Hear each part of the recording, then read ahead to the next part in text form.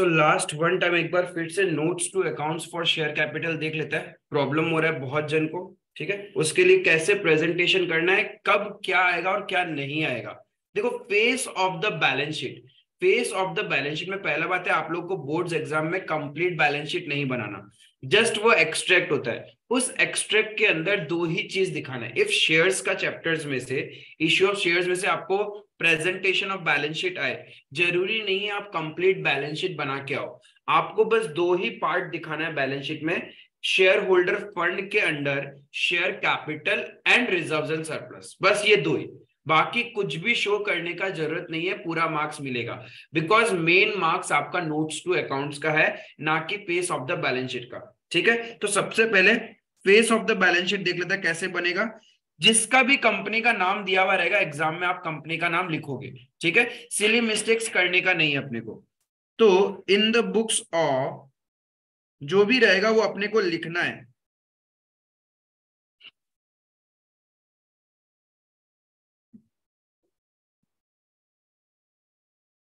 जो कंपनी रहेगा उसका नाम लिखना। इफ क्वेश्चन में कंपनी का नाम नहीं है तो एबीसी लिमिटेड या XYZ लिमिटेड लिख देना, ठीक है। Then balance sheet, do write in the bracket extract.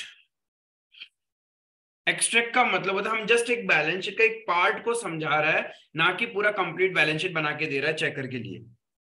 As eight 31st of March, जो भी डेट रहेगा, an year. Then one column is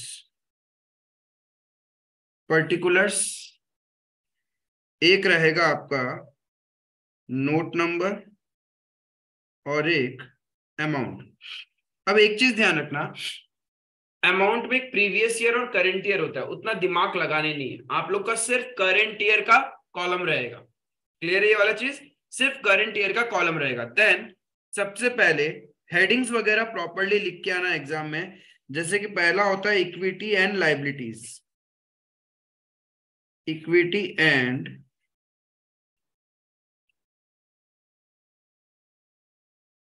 liabilities. इसके अंडर में नंबर 1 है शेयर होल्डर फंड, जिसमें दो पार्ट है,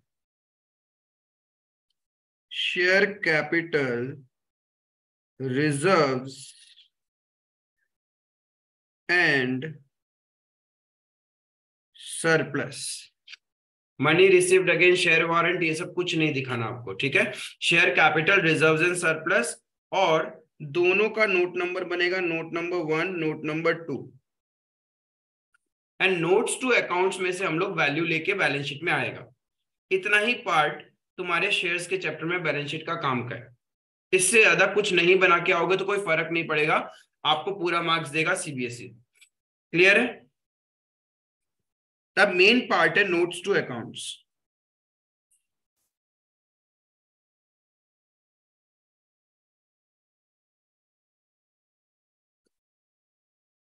सबसे पहले let's talk about share capital.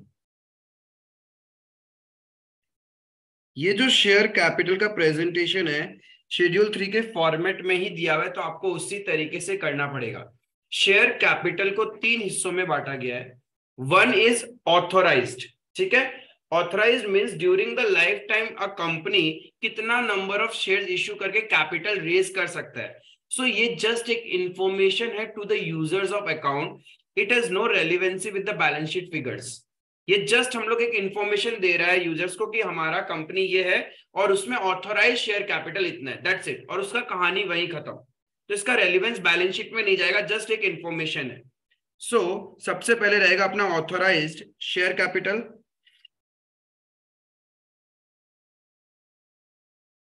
आपके लेवल में ऐसा नहीं होगा कि शेयर्स के चैप्टर में उन लोग प्रेफरेंस शेयर्स भी डाल दे, वरना इक्विटी का जितना ऑथोराइज्ड है इक्विटी लिखना पड़ेगा, और जितना प्रेफरेंस का ऑथोराइज्ड है उतना प्रेफरेंस शेयर्स का लिखेगा तुम लोग। बट नॉर्मली आपके लेवल में सिर्फ शेयर्स ही रहेगा, तो ऑथोराइज शेयर कैपिटल लिखना है। Suppose I am just taking an example, आपका एबीसी लिमिटेड है एंड आपका 10 लाख शेयर्स ऑथराइज्ड है। क्वेश्चन में जब भी फेस वैल्यू नहीं रहेगा, we will always take 10 rupees as the face value, हमेशा ऑलवेज। लेकिन क्वेश्चन बोल दिया 50 रुपी फेस वैल्यू, 100 रुपी, तो उतना ही ले लेना। वहां डिबेट मत करना, क्वेश्चन में लिख के मत आना कि ना ना ऐसा तो होता ही नहीं, हमने पूरा शेयर मार्केट का एक एक कंपनी देखा, किसी कंपनी का फेस वैल्यू नहीं है, बट वो चलता है। ठीक है, 10 या 10 से नीचे होता है प्रैक्टिकल लाइफ में, बट एग्जामिनर है, कुछ भी बना सकता है, वो भगवान है हम लोग के लिए, तो कल 31 तक बाद में। ठीक है, ऑथराइज शेयर कैपिटल में सबसे पहले अपन क्या लिखेगा, सपोज 10 लाख इक्विटी है तो आप इक्विटी लिखोगे, प्रेफरेंस है तो प्रेफरेंस लिखोगे। 10 lakh equity shares of rupees 10 each, तो वैल्यू कितना हो जाएगा, 1 करोड़। एंड इसका कहानी डबल लाइन मार के बंद कर दोगे। हाँ, ऊपर में इधर इन टोटल में आप अमाउंट लिख देना। ये मेरा अमाउंट का कॉलम चल रहा है साइड में, नोट्स टू अकाउंट्स में। क्लियर है ये जस्ट इंफॉर्मेशन है, इसका कोई काम नहीं। अब रहा एग्जाम में कभी कभी कुछ क्वेश्चन में ऑथराइज शेयर कैपिटल नहीं दिया हुआ होता, स्टिल आप लोग हेडिंग डालना, ब्लैंक छोड़ के आ जाना उस कॉलम को, यहां कुछ लिखने का ही जरूरत नहीं, जैसे ऐसे डैश डैश मार के आ जाना। ये मत अज्यूम करना कि कंपनी ने जितना इश्यू किया उतना ही ऑथराइज्ड है। इफ क्वेश्चन में authorise not available, just give the heading authorise share capital dash dash, कहानी खत्म। एंड इसका यहां ऊपर बैलेंस शीट में कोई रेलिवेंस नहीं है, कुछ भी नहीं रहेगा। क्लियर है? Next is issued share capital. क्या इसका मेरा बैलेंस शीट से कोई रेलिवेंसी है क्या? बिल्कुल भी नहीं। ये भी क्या है, एक इंफॉर्मेशन है जो हम हमारे यूजर्स को दे रहे हैं। This is the information which we are giving to our users कि during the year company is authorised for 10 lakh shares, but out of that company has issued this much shares. अब कहां कहां इश्यू किया वो तो बताना पड़ेगा। If it is issued to public, that means पैसा आया है, but if it is issued for consideration other than cash, तो आपको अलग से बताना पड़ेगा ना कि इतना नंबर ऑफ शेयर्स पब्लिक को दिया है और इतना नंबर ऑफ शेयर हमने कंसिडरेशन अदर देन कैश है। अदरवाइज यूजर्स को क्या लगेगा कि सारा पैसा आया होगा कंपनी में, बट ऐसा भी तो हो सकता है हमने एक बिल्डिंग परचेज किया और वेंडर को शेयर्स इश्यू कर दिया, तो उसमें बैलेंस शीट में बैंक बैलेंस तो नहीं बढ़ा होगा ना, मेरा बिल्डिंग आया होगा। So we have to convey to the users कि हाँ we have issued shares but it is for consideration other than cash. तो यहां दो सेगमेंट आ जाता है, one is issued to the public, another one is issued to vendors for consideration other than cash। इन दोनों को प्लस करते हैं, then it becomes total issued share capital। ठीक है, दो कैटेगरी है, एक है जहां पे पैसा आया और एक है जहां पे एसेट्स के अगेंस्ट में हमने शेयर्स दिया। तो ये दोनों पार्ट हम लोग को यूजर्स को इन्फॉर्म करना पड़ेगा। बट जब इश्यूड का मतलब यहाँ पे तो कोई सेग्रीगेशन है नहीं ना, तो once we will write the total issued share capital, let's say suppose out of 10 lakh we have issued 6 lakh equity shares, so what we will do, 6 lakh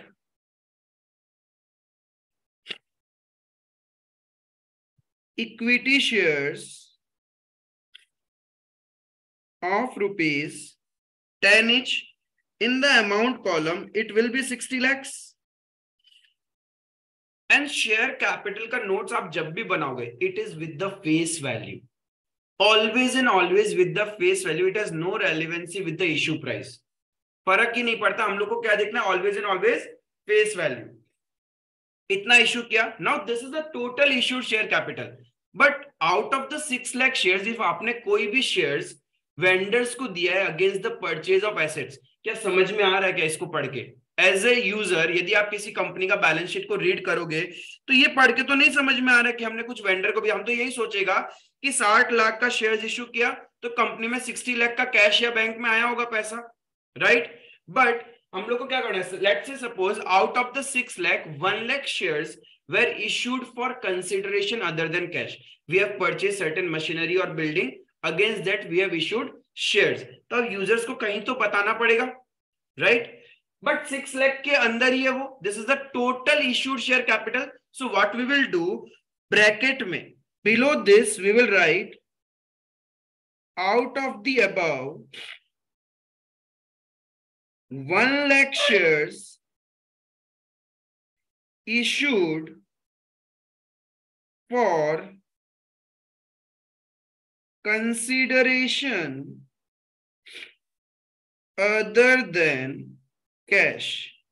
ये तभी दिखाना है जब कंसिडरेशन अदर देन कैश हुआ है, otherwise show करने का जरूरत है। इसका मतलब ये होगा, इंप्लाइड है कि 6 लाख शेयर्स आपने पूरा किसको दिया है, पब्लिक को दिया है, और इसके अगेंस्ट में पैसा आया है। क्लियर है? तो इसका कहानी भी डबल लाइन मार के खत्म। This also has no relevancy with the balance sheet values, it is an information. तो पहला दोनों मेरे लिए इंफॉर्मेशन है जो देना ही पड़ेगा, कंपलसरी है as per the revise guideline. जो बैलेंस शीट का फॉर्मेट है कंपनीज एक्ट का, वहां कंपलसरी हम लोग को ये 2 इंफॉर्मेशन तो लिखना ही है। क्लियर है? यहां 2 में कोई डाउट नहीं है, आगे चल सकता है। Now comes the main part, subscribe share capital.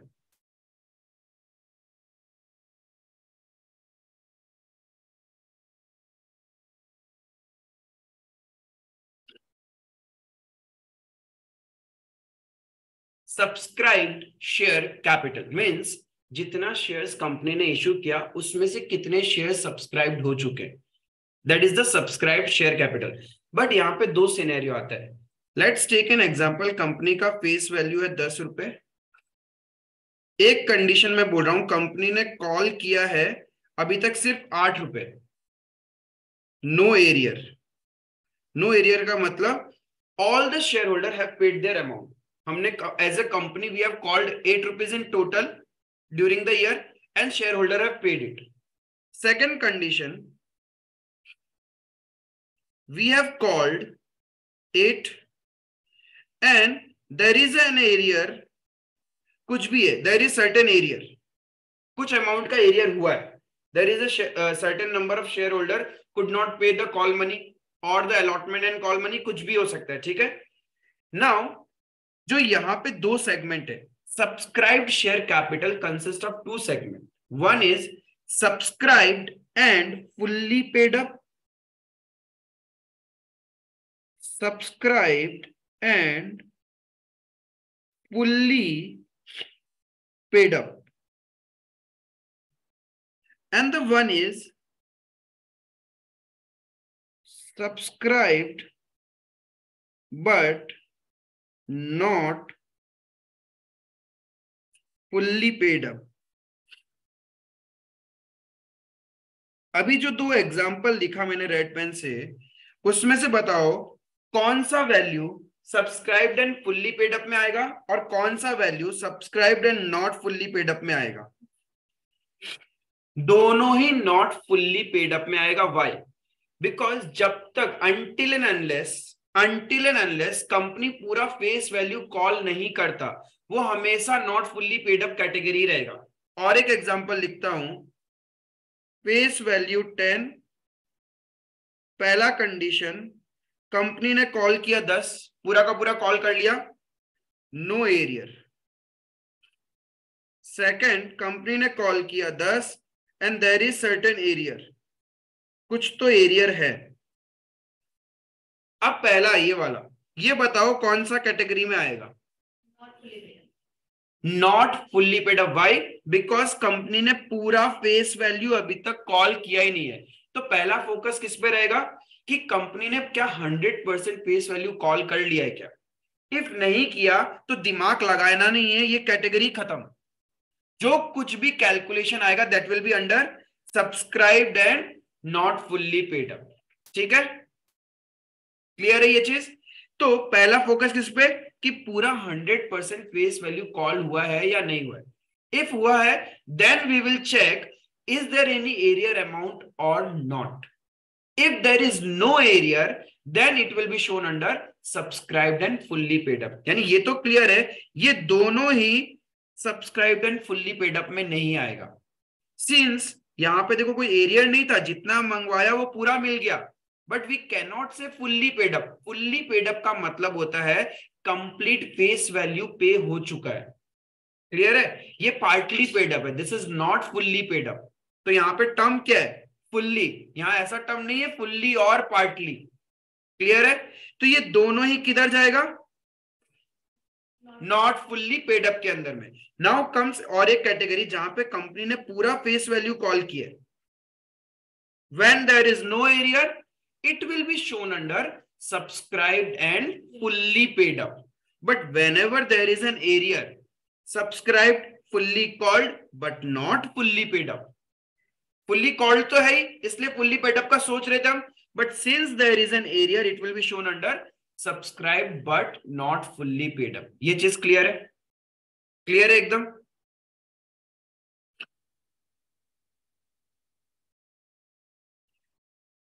अब एक चीज जो सिली मिस्टेक हम करके आते हैं, कंपनी ने टोटल 6 लाख शेयर इश्यू कर रखे हैं as per our example. I assume company ने सारा का सारा पैसा कॉल किया, ठीक है? Company has called the complete face value. There are two category of share holder. Number one, holding 5,000 shares,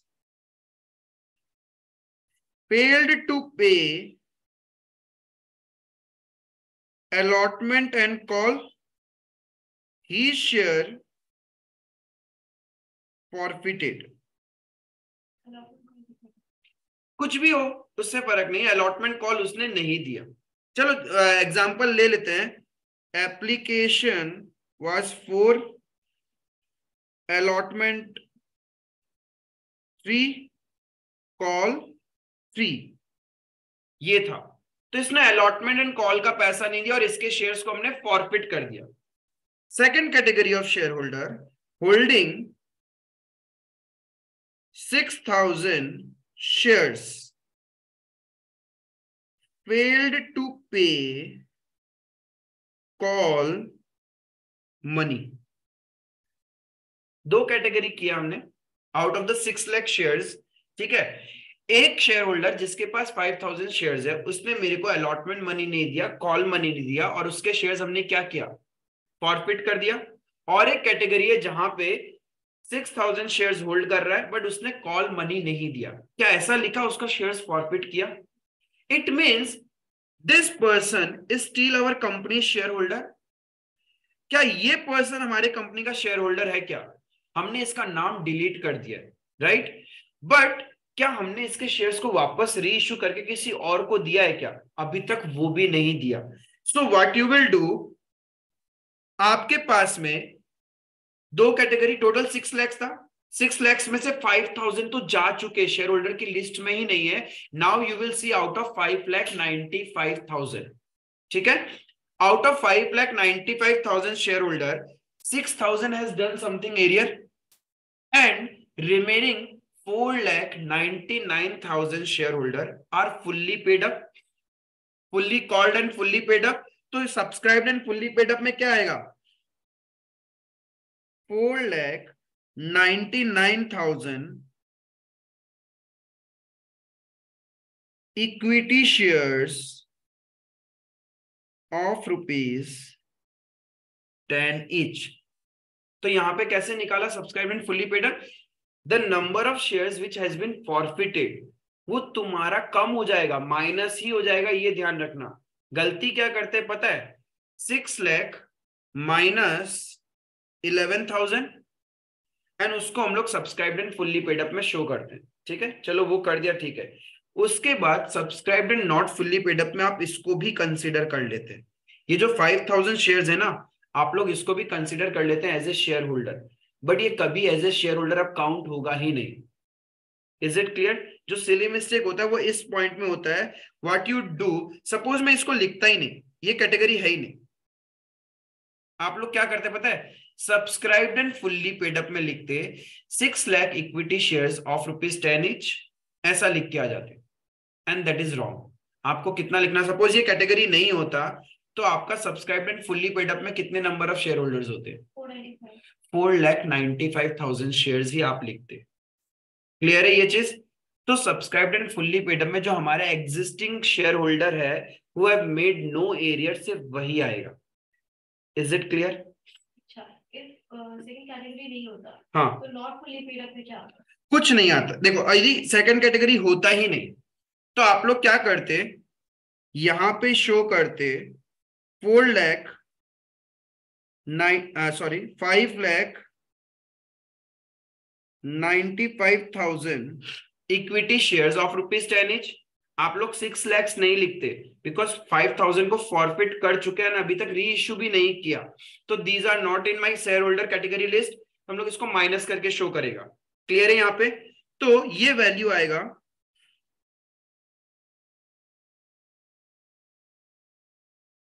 59,50,000।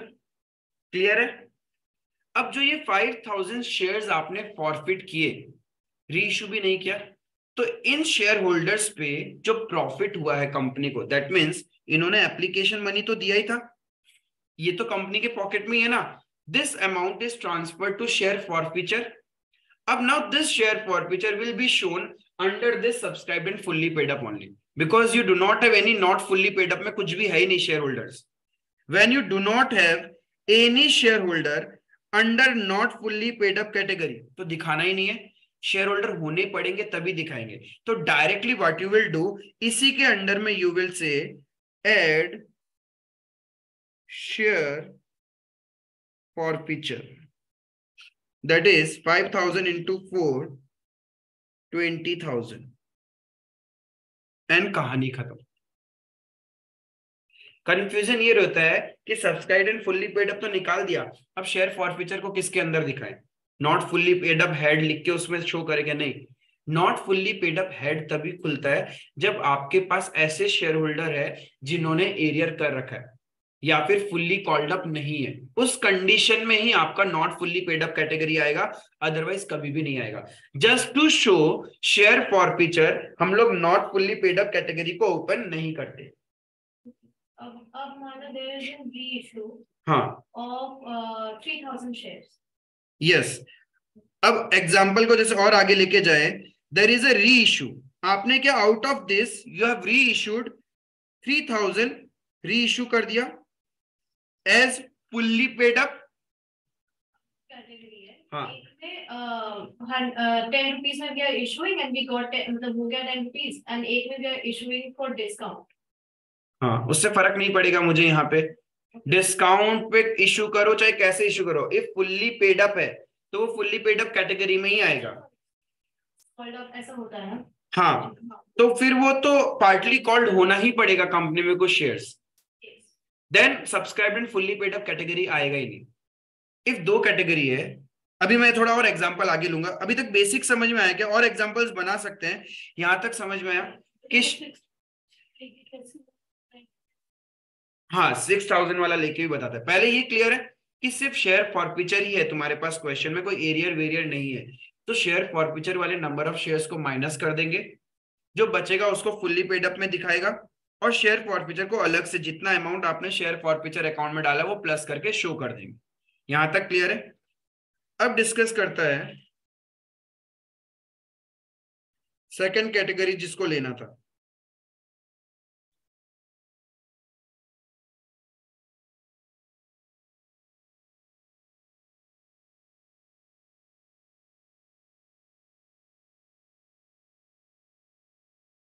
ये सेकंड कैटेगरी था जहां पे we have shown 4,99,000 equity shares as fully paid up, value आ जाएगा 49,90,000। Clear? इतना आ जाएगा अपने पास में। Now subscribe but not fully paid up. 499 किसका होगा? ये 589 होगा ना? क्या चीज? 589 इक्विटी शेयर होगा। 589 आपके पास टोटल कितने थे? 6 लाख। यस, 6 लाख में से 6,000 तो नॉट फुल्ली पेड अप में चला गया। 11,000 माइनस कर दिया हमने। हाँ 11,000 ही माइनस करना है, सॉरी। हाँ 589। हाँ ये वही था 589, तो 58,90,000। क्लियर है? अब देखो not fully paid up category में there are certain share holder which are in the list of the company but they have done arrear. Right. तो हम लोग उसको दिखाएगा not fully paid up category में। कैसे दिखाएंगे? 6,000 इक्विटी शेयर्स ऑफ ₹10 each, 60,000। हमने टोटल कॉल तो उनसे 60 किया था, पहले इनर कैलकुलेशन में दिखाएगा कि हमने टोटल कॉल कितना किया उनसे, देन जितना एरियर उन्होंने किया है वो माइनस कर देंगे।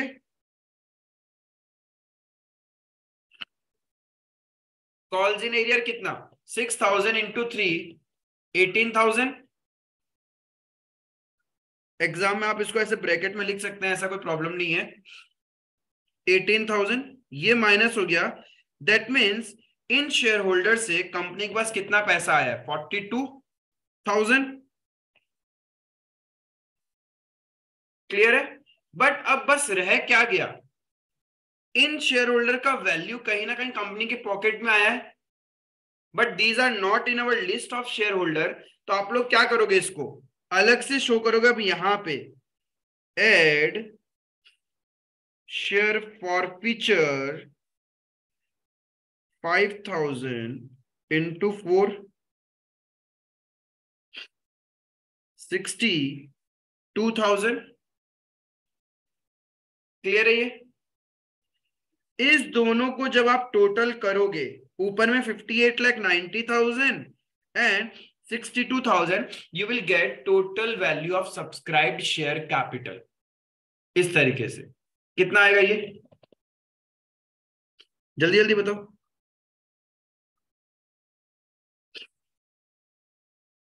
बोलो। 59,52,000। Now this value will be shown in the balance sheet। जो आपका सब्सक्राइब्ड शेयर कैपिटल का टोटल होता है, it is shown in the balance sheet. बस ये ध्यान में रखने का। ये अपना आ जाएगा ऊपर में 59,52,000।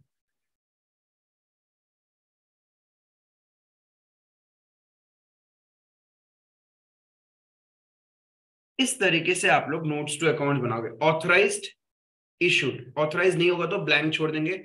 इशूड के अंदर में दो कैटेगरी है, issued to public, issued for consideration other than cash. If other than cash है तो इशूड के नीचे में ब्रैकेट में आप शो करोगे यूजर्स को that out of the about this much number of shares we have issued to public या फिर issued to vendor for consideration other than cash. Then come subscribed share capital. Subscribed has two part, subscribed and fully paid up, subscribed but not fully paid up. Subscribed and fully paid up category कब आता है?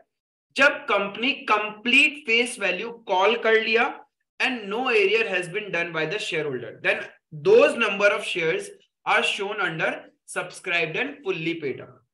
But company has partly called and there is no arrear, still it will be shown under subscribed but not fully paid up। ठीक है? And company has completely called the face value, there is certain arrear and shares are not forfeited, then it will be shown under subscribed and not fully paid up। पूरा पैसा अब नहीं मंगवा लिया, there is certain arrear और हमने उस share holder को फॉरफिट भी नहीं किया, then हम लोग शो करेगा subscribed but not fully paid up category में। क्लियर है? ये कैटेगरी आपका तभी आएगा when there is a arrear, पहला condition. secondly when it is partly called, thirdly arrear is not forfeited। तीन कंडीशन बोला। Subscribed and not fully paid up category कब कब खुलेगा? पहला पार्टली कॉल्ड अप है, देन तो subscribe but not fully paid up में ही सब कुछ दिखाना है। Fully paid up but there is an arrear, तभी भी subscribed and not fully paid up आएगा। Fully called up, arrear and shares also forfeited तो आएगा ही नहीं, क्योंकि आपने शेयर्स फॉरफिट ही कर लिया है तो उन लोग शेयर होल्डर की लिस्ट में से नाम चला गया। क्लियर है? तो subscribe but not fully paid up कब कब आएगा?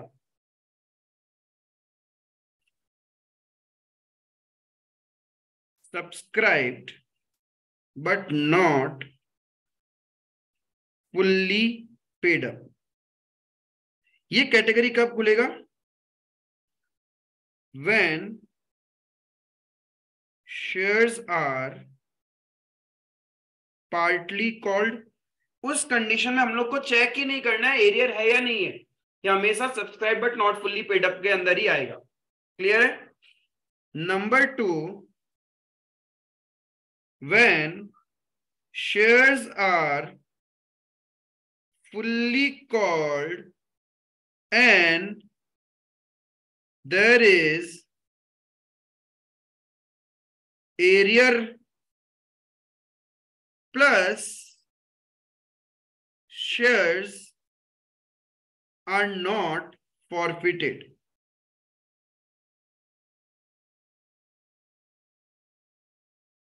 ये दो कंडीशन में ही आपका subscribe but not fully paid up आएगा, otherwise subscribe and fully paid up में ही आप लोग सब कुछ शो करेगा। क्लियर है ये चीज? अब और एक जो गलती होता है, आप नोट्स टू अकाउंट्स में सीखते हैं कि subscribe but not fully paid up में इतना तो हम दिखाते ही हैं, जैसे कि यहां पे 62,000 आया, ठीक है। Sometimes what we do, if there is a share holder और कॉल्स इन एडवांस में पैसा है, कॉल्स इन एडवांस में पैसा है, वो कब हो सकता है? When it is always partly called up. If fully called up होगा तो कॉल्स इन एडवांस में हो ही नहीं सकता, वो पूरा एडजस्ट हो चुका होगा। When question says there is partly called up, तभी सिचुएशन बन सकता है कि कॉल्स इन एडवांस में सर्टेन मनी अवेलेबल है। That means company has either not called the final call money और company has not asked for the first call and final call, only allotment तक का काम हुआ है। उस कंडीशन में ही कॉल्स इन एडवांस का पैसा हो सकता है। इफ फुल्ली कॉल्ड अप है तो कभी कॉल्स इन एडवांस हो ही नहीं सकता है, बिकॉज वो कंप्लीटली एडजस्ट हो चुका होगा मेरे कॉल्स के साथ में। पार्टली कॉल्ड अप के केस में आपका क्या होता है? कॉल्स इन एडवांस होता है, तो हम लोग कभी कभी यहां क्या शो करता है? एड कॉल्स इन एडवांस, जो आपने अभी तक एडजस्ट नहीं किया वो वैल्यू भी इधर आता है। लेकिन एक चीज ध्यान रखना, ये प्रेजेंटेशन के लिए आप ऐसा करते हो, ऐसा नहीं भी करोगे तो चलेगा। Calls in advance basically, calls in advance का जब हम लेजर बनाते हैं या फर्स्ट टाइम जब जर्नल एंट्री करते हो, कंपनी के पॉइंट ऑफ व्यू से कॉल्स इन एडवांस क्या है? It is a liability, right? तो लाइबिलिटी साइड में आएगा। It is a long term liability और a short term liability. Short term because जब एक बार शेयर इश्यू के एक साल में सारा प्रोसेस खत्म करना है, तो नेक्स्ट ईयर तो फटाफट एडजस्ट हो ही जाएगा, यानी विद इन 12 मंथ एडजस्ट होने वाला ये पैसा। So it is a current liability. Under the current liability we will show it under other current liability. तो आप इसको यहां नहीं भी शो करो तो आप क्या करोगे? कॉल्स इन एडवांस को कहां दिखाओगे? करंट लाइबिलिटीज में, अदर करंट लाइबिलिटीज। हाँ, अभी एग्जाम में मान लो आया calls in advance and we are not asked to make the liability part, we only asked to make share capital reserve की सरप्लस। हाँ, तो फिर हम लोग नहीं क्या चलेगा? चलेगा, करेक्ट ही है। हाँ, करेक्ट ही है वो। जस्ट ऐसे कभी कभी प्रेजेंटेशन के लिए आप क्या दिखा तो लाइबिलिटी साइड में रहे हो, share capital is a liability only, आप उसमें ऐड करके दिखा दिया। बट प्रैक्टिकली यदि फाइनेंशियल स्टेटमेंट का क्वेश्चन आया, ठीक है, पार्ट बी के अंदर में, कॉल्स इन एडवांस का हेड एंड सब हेड्स बताओ, so you will not write shareholder fund share capital notes to accounts, you will write current liability में other current liability। ये ध्यान रखना, ये सिली मिस्टेक होता है क्योंकि आपका प्रोसेस रहता है कि हाँ मैं तो वहीं दिखाती थी कॉल्स इन एडवांस, और आप गलत लिख के आ जाओगे। आपको ध्यान रखना कहां जाता है वो? करंट लाइबिलिटी में अदर करंट लाइबिलिटी। जैसे कि प्रोविजन फॉर डाउटफुल डेट्स, कुछ स्टूडेंट्स ऐसा लिख सकते हैं, it is shown under the head current assets under debtors और trade receivable as a subtraction. दिखाते तो प्रेजेंटेशन वही करते हैं ना, but practically provision for doubtful debts किधर आता है? Current liability short term provision. ठीक है, तो वो बैलेंस शीट का वो जस्ट प्रेजेंटेशन करने के लिए वो सिली मिस्टेक मत करना। कॉल्स इन एडवांस किधर आएगा? करंट लायबिलिटी, करंट लायबिलिटी में अदर करंट लायबिलिटी, ये ध्यान रखने का। क्लियर है इतना चीज? और कॉल्स इन एडवांस क्वेश्चन में कब रहेगा? जब पार्टली कॉल्ड अप है, और इफ पार्टली कॉल्ड अप है मतलब ये कैटेगरी आना ही नहीं है। ठीक है, तो क्वेश्चन का लिंकेज ध्यान रखना, इफ ये कैटेगरी आ रहा है तो यहां कभी भी कॉल्स इन एडवांस होगा ही नहीं। If fully paid up category आपने ओपन किया है तो कॉल्स इन एडवांस क्वेश्चन में हो ही नहीं सकता है। एंड इफ क्वेश्चन में कॉल्स इन एडवांस है तो कभी भी फुल्ली पेड अप नहीं हो सकता। क्लियर है? ये ध्यान रखना, इफ कॉल्स इन एडवांस रह रहा है तो फुल्ली पेड अप कैटेगरी नहीं आएगा। If fully paid up category है तो कॉल्स इन एडवांस नहीं आएगा। Is it clear? तो बस इतना ही है आपका नोट्स टू अकाउंट, इससे ज्यादा बनता ही नहीं है। इतनी ही चीजें आपको ध्यान में रखनी है। अब आप लोग का सिनेरियोस बोलो जो हम लोग डिस्कस करते हैं। आपने ये आई होप लिख लिया होगा, ठीक है। अब है जो केसेस हमने लिया था उसी में, हाँ, जो 5000 शेयर्स हमने फॉरफिट किया, आउट ऑफ दैट डिस्कस करते हैं। ये मेरे फॉरफिटेड शेयर्स थे। अब इसमें से व्हाट वी आर डूइंग, री इशू कितना, 3000 शेयर्स कॉल्ड अप 10 रुपीज, तो फुल्ली पेड अप ही हो गया। Yes 3000 shares fully paid up. कितने में री इशू करते हो फर्क ही नहीं पड़ता है, ठीक है। देन शेयर्स और कॉल्ड अप इज 8 रुपीज। एक सिनेरियो आपने बोला कि हमने री इशू किया 3000 shares and is fully paid up. Second scenario 3000 shares called up 8, ठीक है। ये सिनेरियो दो कंडीशन में आ सकता है। क्वेश्चन में पार्टली कॉल्ड अप है बट री इशू हम लोग फुल्ली पेड अप में कर रहे हैं, या फिर क्वेश्चन में पहले से जितने भी शेयर होल्डर है वो सारे फुल्ली पेड अप है और ये भी अब फुल्ली पेड अप वाले हो चुके हैं। दो कंडीशन, क्वेश्चन में पार्टली कॉल्ड अप है but at the time of री इशू हम लोग उनको फुल्ली पेड अप शेयर्स दे रहे हैं, राइट। और एक सिनेरियो क्या है, क्वेश्चन में पहले से जो शेयर होल्डर थे वो सारे फुल्ली पेड अप थे एंड कंपनी ने री इशू जो किया वो भी फुल्ली पेड अप है। जैसे कि एग्जाम्पल,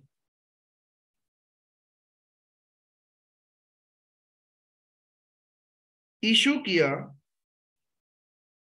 1 लाख शेयर्स, 6 लाख वाले ले, इशू कर रखा था हमने 6 लाख शेयर्स, ठीक है।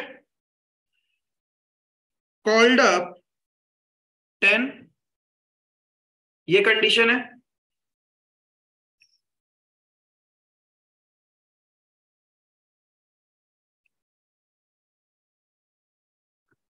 इसमें से कोई नहीं, अब तो और प्रॉब्लम होगा because if issue was called up 7 rupees, हाँ, called up 8 rupees, एक वो सिनेरियो हो गया। फिर नहीं वो नहीं हो सकता कभी भी, वो कभी नहीं होगा। जितना कंपनी का ओरिजिनल कॉल्ड अप है उसी का कॉल्ड अप से वैल्यू आएगा वापस री इशू में। ऐसा कभी नहीं हो सकता कि कॉल्ड अप 7 और कंपनी कॉल्ड अप 8 वाला शेयर्स दे रहा है, नॉट पॉसिबल, वो कभी नहीं जाएगा। 8 can happen। हाँ 9 और 8 कैन हैपन, बिलो हो सकता है बट अबव कभी नहीं जाएगा, ठीक है। तो 6000 शेयर्स आपका कॉल्ड अप 10 है, इसमें से आपका 5000 आपने फॉरफिट किया and out of the 5000 forfeited reissued 3000 shares fully paid up. होना ही पड़ेगा इसको फुल्ली पेड अप, वर्ड लिखा हो चाहे नहीं लिखा हो, because it is fully called up वाला कैटेगरी सही है। तो आप क्या करोगे, बैलेंस शीट में कैसे दिखाओगे, subscribed and fully paid up में now it will be shown as 5,98,000 equity shares of ₹10 each and add कर देंगे add share forfeiture, because 6 lakh shares था, उसमें से फॉरफिट कर लिया 5,000, तो तुम्हारे सब्सक्राइब्ड शेयर होल्डर कितने रह गए, 5,95,000। Again you have reissued 3,000, तो आपके शेयर होल्डर्स बढ़ गए, सो 3,000 ऐड कर देंगे, so total is 5,98,000 equity shares of ₹10 each, और ये सारे के सारे क्या है, फुल्ली पेड अप है। तो रिमेनिंग जो 2,000 शेयर्स का पैसा कंपनी के पॉकेट में अभी भी पड़ा है वो आएगा एड शेयर फॉर फीचर बोल के।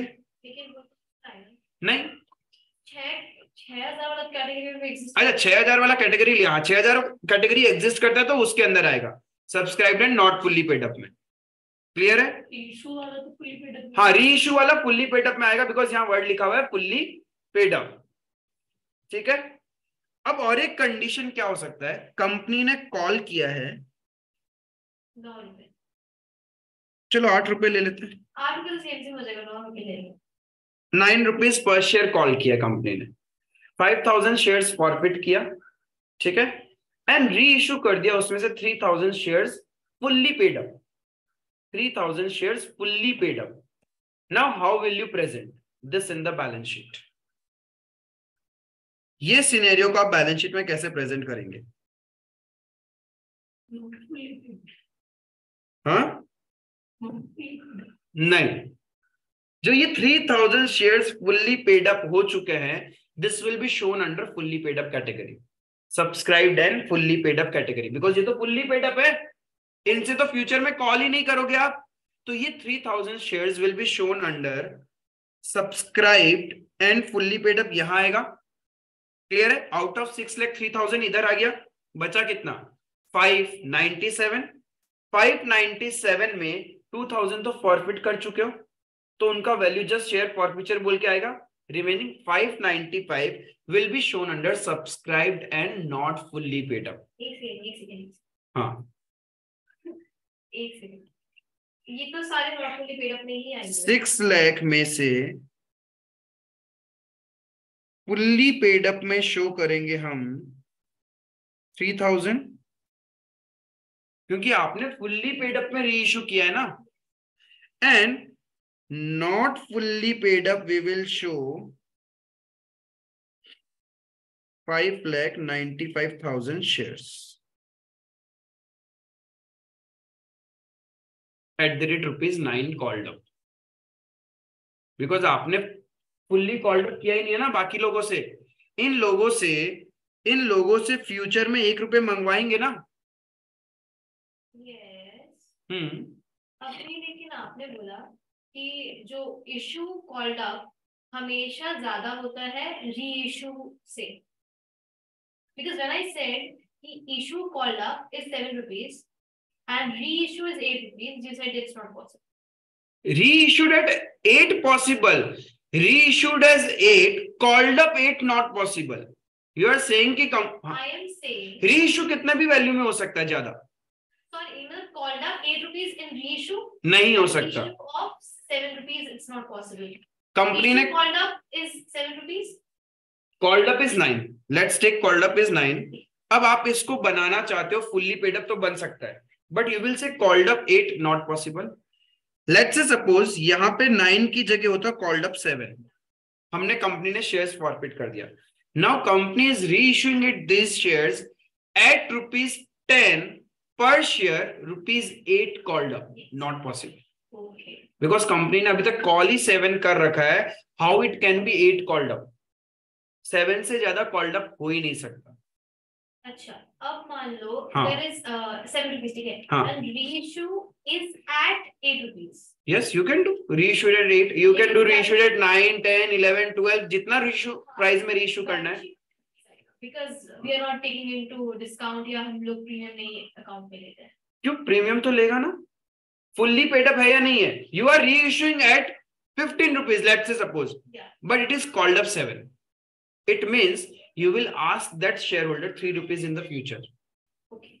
It has to be fully paid up. Let's say suppose you are reissuing at ₹12, fully paid up. It means future में हम shareholder से कुछ नहीं मंगवाएंगे. But if you are reissuing at 12 and it is called up 7, reissue से मंगवाएंगे, ये ध्यान रखना, ठीक है। Called up value called up ही रहेगा, called up कभी बढ़ नहीं सकता। It can be fully paid up, but it can never be like this कि called up 7 और हमने called up 8 वाला शेयर्स दे दिया। How it is possible? Company के पास वैसा शेयर्स होना भी तो पड़ेगा। कंपनी के पास जितने भी शेयर्स है वो तो सारे called up 7 वाले हैं। It can be either fully paid up or it can be called up 7. Clear है ये कैटेगरी? इस तरीके से आप लोग शो करोगे। अभी भी और कोई सिनेरियो में डाउट जो हम बना सकते हैं, जो आप लोग को चाहिए कि भैया ये वाला सिनेरियो बता दो, ये इसमें थोड़ा सा प्रॉब्लम होता है।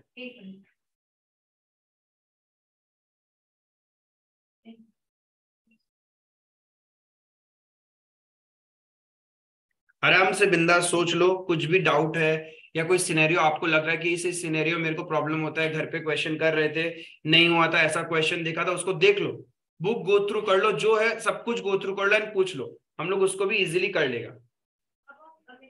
चलो एक डाउट, हाँ बोलो। इशू है 3000, we have 6 lakh shares, same example, issued 6 lakh shares, okay, at fully paid up, sorry, yeah, fully paid up, fully called up, it cannot be paid up, वरना फॉरफिट कहां से आएगा? फॉरफिट कर रहे हैं तो फुल्ली पेड अप हो ही नहीं सकता ना। आउट ऑफ दिस 5, किसी का तो कुछ प्रॉब्लम होना पड़ेगा, तो 6 lakh shares fully called up है, आउट ऑफ दिस शेयर्स हमने फॉरफिट कर लिया, ओके। हाँ, उसके बाद we are reissuing 3000 shares, out of this reissue कर रहे हैं 3000 शेयर्स, ओके, 3000 शेयर्स, एंड इसमें एट द रेट, अब यहाँ पे तुम पार्टली कॉल्ड कर ही नहीं सकती because this is fully called only. Company के पास जितने भी शेयर्स पड़े हैं वो सारे के सारे फुल्ली कॉल्ड अप है, तो it can not be partly. अब तो सिर्फ री इश्यू प्राइस होगा एट द रेट, चाहे 10 लो, 15 लो, 20 लो, कुछ भी लो, री इश्यू प्राइस होगा, but it will be termed as fully called up और fully paid up, because company का कॉल्ड अप ही फुल्ली हो चुका है, तो कंपनी का ऐसे कोई शेयर ही नहीं है जिसमें आधा कॉल कर रखा है। अच्छा ठीक है, अब मान लो इसको रीइश्यू ही किया है 8 रुपए, कर दिया, कोई बात नहीं, कंपनी में तो बैलेंस शीट में तो 10 रुपए से ही शेयर कैपिटल बढ़ेगा।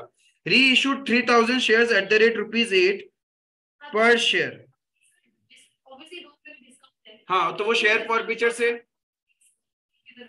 इसको पूरा दिखा दें, ठीक है। अब देखो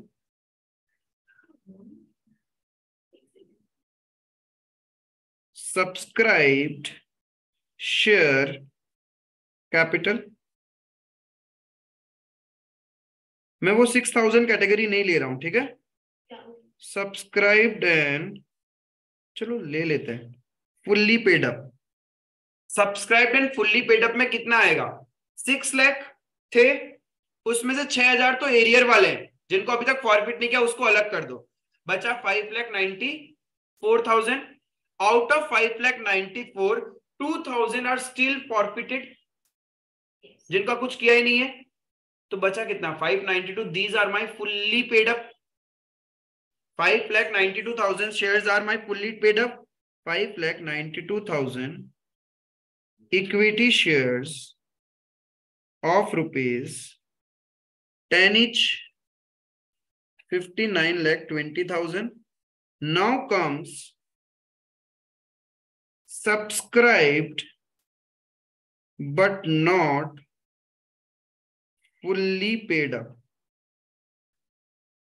Under this 6,000 equity shares of ₹10 each minus calls in arrear 18,000, 6,000 into 3 था, ऊपर जो हमने एग्जांपल लिया, plus share forfeiture 2,000 shares are still we have forfeited में, उन्होंने सिर्फ एप्लीकेशन मनी दिया था, तो 8,000 वहां आ जाएगा, so outer column we will have 50,000, जो भी टोटल आएगा ये बैलेंस शीट में चला जाएगा।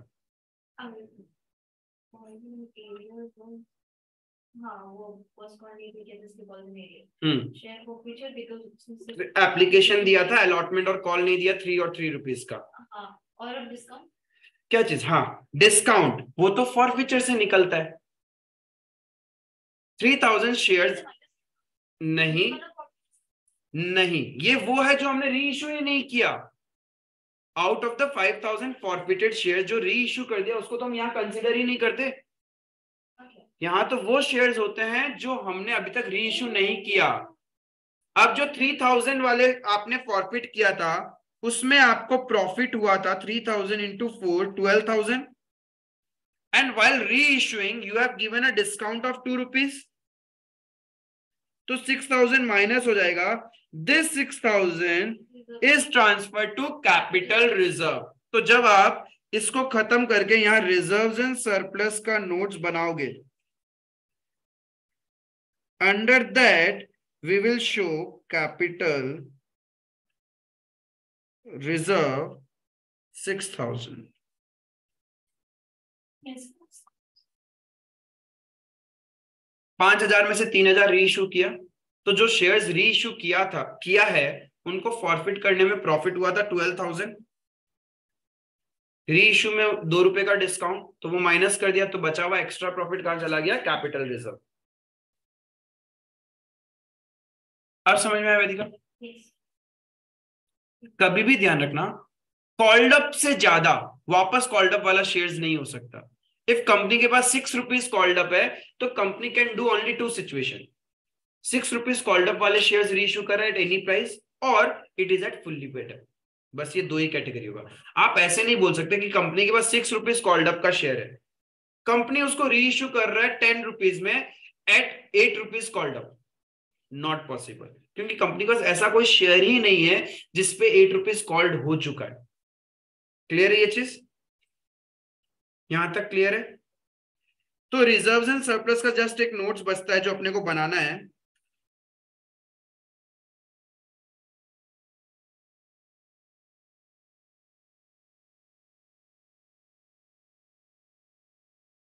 Note number 2. ये भी एग्जाम के अंदर है मोस्ट. क्या चीज? रिजर्व सरप्लस वाला. हाँ, इसको तो दिखाना ही होगा, वरना कैपिटल रिजर्व है ना. रिजर्व एंड सरप्लस, इसके अंदर आपके पास ज्यादा से ज्यादा क्या आएगा? एक आएगा सिक्योरिटीज प्रीमियम रिजर्व और एक कैपिटल रिजर्व. कैपिटल रिजर्व आता है फॉरफीचर का एंट्री से ट्रांसफर होके, तो वो वैल्यू आ जाएगा मेरे पास में. बट एसपीआर का ध्यान रखना, जितना एसपीआर आप टोटल क्रेडिट करते हैं माइनस जितना फॉरफीचर का एंट्री में डेबिट कर दिया, उतना ही वैल्यू कंपनी के पॉकेट में आया होगा एसपीआर का. Yes. कैसे निकालेंगे वैल्यू? टोटल क्रेडिट मतलब जर्नल एंट्री में जितना बार आपने एसपीआर क्रेडिट किया वो ऐड कर दिया, minus debit in forfeiture entry. जो हमने पहले वाला एग्जांपल किया, उसका रिजर्व सरप्लस कितना आया था? कुछ था ही नहीं ना उसमें. हमने एसपीआर रिजर्व एंड सरप्लस उसमें री इशू नहीं किया था हमने. 6,000.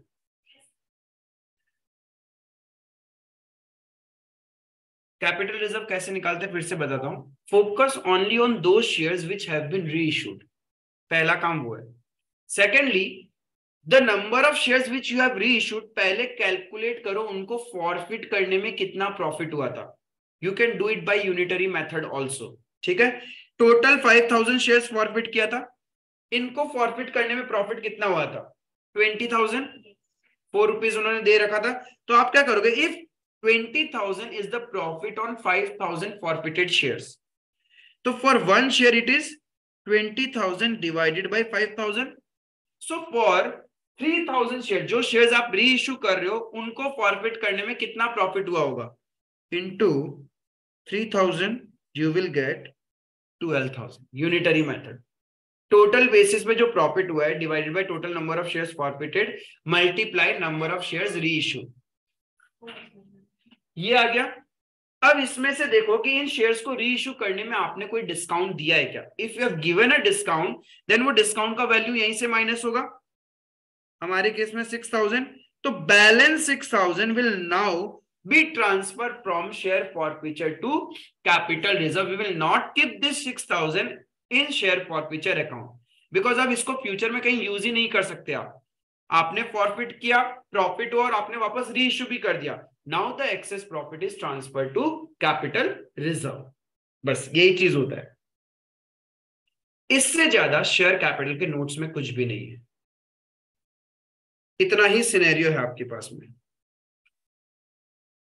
अभी भी किसी का कोई डाउट है, आप अपना बुक खोल लो, कुछ भी खोल लो, जिसमें आपको लगता है कोई सिनेरियो आप प्रेजेंट नहीं कर पा रहे हो, आराम से गो थ्रू कर लो, फिर मुझसे पूछ लो. ठीक है?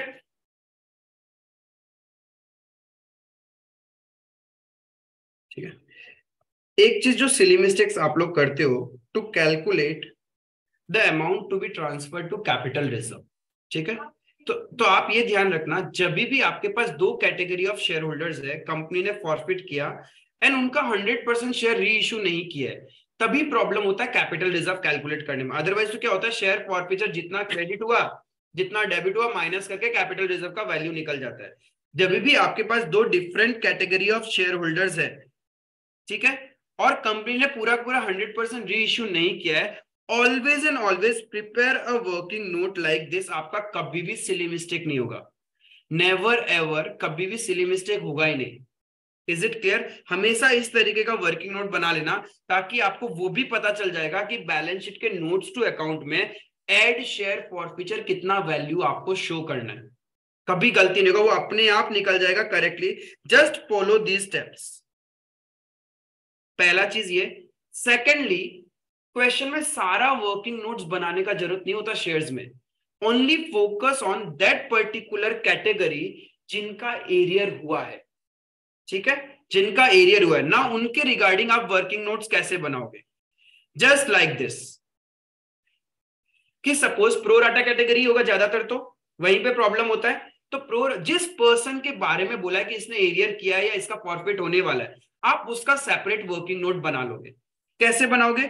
आप पहले उसका अप्लाइड पार्ट और अलॉटेड पार्ट निकाल लोगे, दोनों में से एक क्वेश्चन में दिया हुआ रहेगा, तो वो आपको निकालना है। देन यू विल सी कि उसका एक्सेस एप्लीकेशन मनी कितना आ रखा था। नाउ क्वेश्चन बोलेगा कि अलॉटमेंट में एरियर कर दिया, कॉल में एरियर कर दिया, हम फॉरफिट कर रहे हैं। अलॉटमेंट में एरियर का मतलब ये नहीं है कि उसका 100% एरियर होगा। इफ एक्सेस एप्लीकेशन मनी है, कुछ ना कुछ तो एडजस्ट हुआ होगा, एंड उस एडजस्टमेंट के लिए इफ क्वेश्चन में एसपीआर भी है, तो हमेशा ध्यान रखना फेस वैल्यू और एसपीआर को अलग अलग कैलकुलेट करना, ताकि आपको पता रहे फॉरफिचर का एंट्री में एसपीआर वापस कितना डेबिट करना है। इफ आप ये अलग अलग नहीं करोगे तो फॉरफिचर का एंट्री में ये एसपीआर डेबिट करना भूल जाओगे। तो you have to find out arrear amount on face value along with the SPR, क्योंकि मेरे जर्नल में तो ये टोटल वाली वैल्यूज जाती है, but we are preparing working note like this so that forfeiture का एंट्री गलत ना हो। अब देखो, यहाँ पे जो मैंने एक क्वेश्चन बनाया था उसमें कॉल्स इन एरियर, मतलब कॉल पे भी एसपीआर था और उस बंदे ने कॉल का 1 रुपए भी नहीं दिया, तो सारा का सारा एरियर है, बट स्टिल मैंने फेस वैल्यू और एसपीआर को अलग अलग लिखा। Why? So that at the time of forfeiture entry मुझे पता रहे 8000 ये एंड 4000 ये, टोटल 12000 एसपीआर वापस डेबिट होगा। और कॉल्स इन एरियर कितने से क्रेडिट होगा? 8000 plus 12000। Calls in arrear total value से क्रेडिट होता है। So try to prepare a working note like this, चाहे कोई भी कैटेगरी हो। यहां मिस्टर बी के लिए मैंने ऐसे बनाया, सिमिलरली मिस्टर ए के लिए भी बनाया, क्योंकि मिस्टर ए का शेयर्स आफ्टर अलॉटमेंट ही फॉरफिट हो रहा था, तो हमने अलॉटमेंट तक ऐसा वर्किंग नोट बनाया। Try to prepare a working note like this. आपका शेयर्स का क्वेश्चन कभी भी गलत नहीं होगा, कितना ही बड़ा क्वेश्चन हो, because the journal entries are limited. 10-11 जो जर्नल एंट्रीज है बस वही है, घिसी पिटी, उससे ज्यादा कुछ नहीं है। प्रॉब्लम है कैलकुलेशन पार्ट में, तो वहां मिस्टेक मत करना। क्लियर? इसके अलावा किसी का कोई डाउट है तो मुझसे पूछ सकता है, अदरवाइज नोट्स टू अकाउंट्स के regarding that's all for today. आप ही को अपना वाला क्वेश्चन लिखा था। ठीक है, ओके।